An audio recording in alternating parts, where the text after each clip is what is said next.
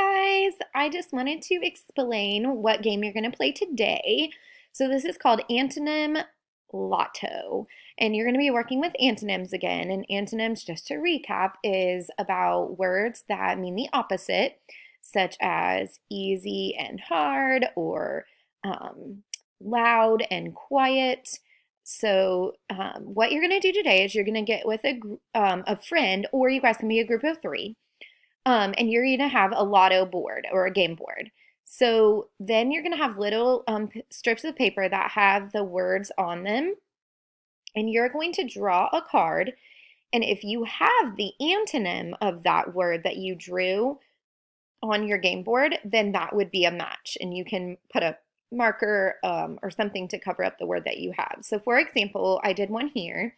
The word on your card was buy, and then I drew the card sell. So those would be opposites. So then that would cover up my word buy.